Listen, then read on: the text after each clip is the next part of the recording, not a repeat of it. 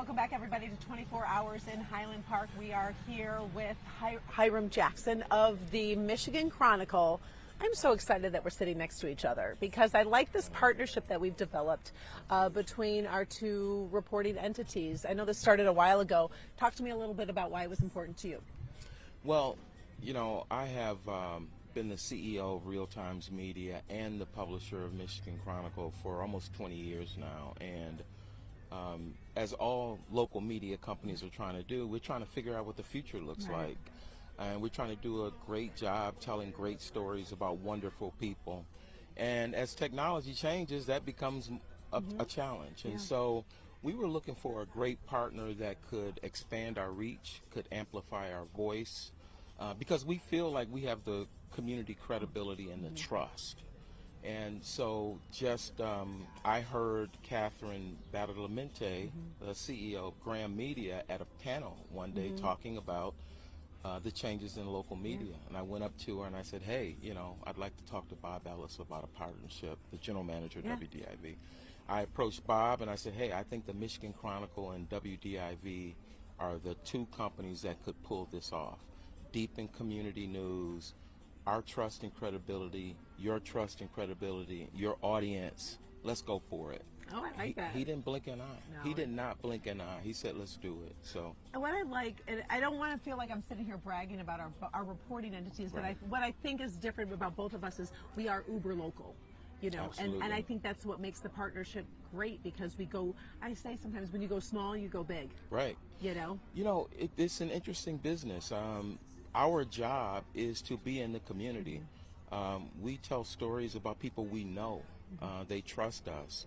And because of that, you know, we are very careful with it. And we try to be good to the community by telling the truth and by expanding our relationships. And so we don't take this lightly. And so that's why this partnership means the world to me, because it allows us to get even deeper. The fact that you're able to spend 24 hours in Highland Park, when can you do that? Right. When can you do that? And I think that people here will appreciate it. They do appreciate it. Not only the residents who are here now, but the people who are from Highland Park and who were born and raised here. And, you know, this allows you to stay and tell a full story. And that leads me to you, because you were born and raised in Highland Park. And it was funny because when we even pitched this idea, I didn't know that. Right. And you're like, wait a second, I was born and raised there. So talk to me a little bit about being born here, and it's got to feel good in terms of, we always say, if you see success, you can emulate it. Yes. And folks can see you and can say, hey, look at what he's achieving. What was it like growing up here? Wow, Karen. You know, my family moved to Highland Park in 1955. And the irony is, you know, we're celebrating the Michigan Central train station this week. My dad came in that train station in 1955. He went to the restroom, no place to stay, met a guy in the restroom, and he needed a place to stay. The guy said, hey, you can rent a room from me. He lived in Highland Park in 1955. I was born in 1965. I had two older sisters that went to Highland Park High School. And my dad was a janitor at one of the elementary schools here, Cortland Elementary. And so there were 5 of us, grew up in a 1.5 bedroom apartment on Sturtevant. But this was an amazing community. You know, the school system was first rate. You know, in school we had music, we had swimming, we had wrestling. You know, they educated the full human, right? And I went to the Boys and Girls Club here up on Ferris. Born and raised in that Boys and Girls Club. It's still there now. You know, I would not be anything close to what I am if it wasn't for the people in Highland Park. Most of the time, the police officers and the teachers lived in Highland Park. So not only did, you know, they were part of your extended family. It's just a wonderful community. Obviously, it's changed over time. Automotive moved out, businesses moved out, and obviously that affects your tax base, which affects your schools. So there's some struggles, but at the same time, I feel like there's so much more than just struggles. I mean, there's some things that we have to overcome, but there's some great things going on here as well. Yeah, you know, I just moved from Boston Edison, and going up and down Woodward every day. And so Highland Park has always been a part of my travels. I have friends who live all over the world who were born and raised here in Highland Park, still have relatives and friends in Highland Park. So it never left. And so to see the transition was painful for me. The financial difficulties, some of the residential decay, businesses leaving. You know, when I was growing up, not only did we have, you know, some of the remnants of the Ford facilities, we had the Chrysler World headquarters. I know. We had several businesses, not only on Woodward and Hamilton. So yeah, it was very painful to see many of the working class families move. But, you know, I honestly believe that where the community is now, there's opportunity. It's like, you know, you buy stocks low, right? Right. You buy stocks low. And I've been watching this morning, Ann said that she didn't want her story to get out because, you know, she wanted to keep it a secret. Right, because there's so many great homes and great neighborhoods, and people don't realize. I went down the street and I'm like, where am I? I couldn't believe how beautiful, and the neighbors. And Kristen, I talked to her, she's like, we've got nosy neighbors, and it's great. Like, what's going on? You know? I just remember, you know, going across Woodward over in Colorado and McLean, those huge homes with the beautiful wood and the marble tile, and you can tell that this was a community of means way back in the day. But the people here are resilient, you know, much like Detroiters. Highland Parkers are just tough and smart, and it's good to see people moving into the community. It's like we need the tax base, we need people to open up businesses. I was so moved by the gentleman that was doing the coffee roasting. I mean, Martel. Such an amazing guy, and what he's learned around the world to bring that back here to this community. You know, there are going to be a lot of people who move into Highland Park just because of that segment. I got to tell you, because it was freaking amazing. We were texting last night. You don't have to say the names, but there was a couple that you said, where did they move from?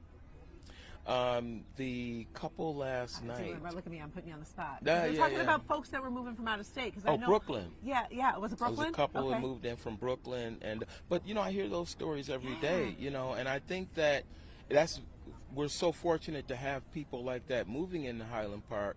But I just want to make sure that Highland Parkers don't move before the real opportunity comes. I think that happened in Detroit. It did sometimes. A lot of people who are moving into Detroit now are receiving the benefit of a lot of hard work and sacrifice from former Detroiters and people who stayed. Everyone's going to benefit, though. So, you know, if you own a home in Highland Park, keep it.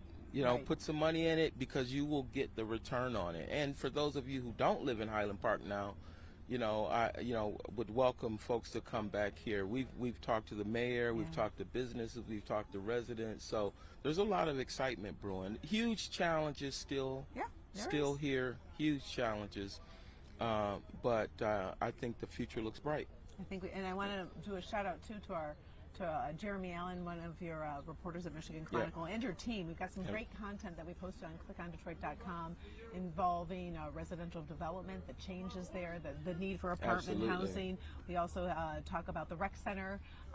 We talk about the history. And I just love I like the partnership, because it was great brainstorming with you to say, like, okay, let's do this, no, let's do this, and really work together in terms of really good storytelling. Yeah, first of all, thank you. I mean, you sending me emails and text messages at 1 o'clock in the morning and midnight. And, I've been known to be a little aggressive on that. Your pace is amazing. And to watch you over these next 24 hours, I'll watch you from the bed during some of these hours. I know. Well, the only reason why you're not going to hear from me, and these people are going to laugh, I literally dropped my phone in the toilet 2 hours ago. I think Jeremy put your phone in the toilet because he's tired of you calling him. I know. I'm like, I don't know what I'm going to do. Right. So if people are trying to reach me, don't worry. I'll figure out a way. I'll get that phone working. But I appreciate your time. I really do. Thank you. And I just want to give Jeremy Allen a shout out. He's the executive editor of the Michigan Chronicle. You can check out all of his stuff at michiganchronicle.com.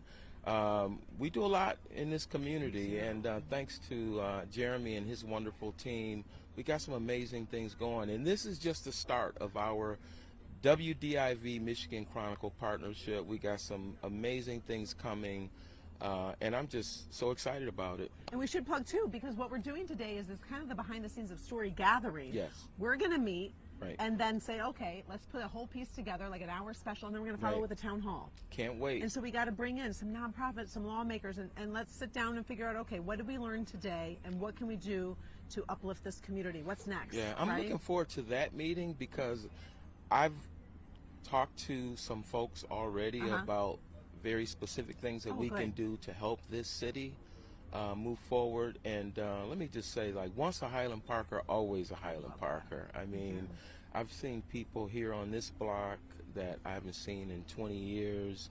And I'm just, I feel so blessed to be able to be a part of something like this. Awesome. Thank you so much. Thank you. I might text you later if I get that That's phone okay. working. It's all good.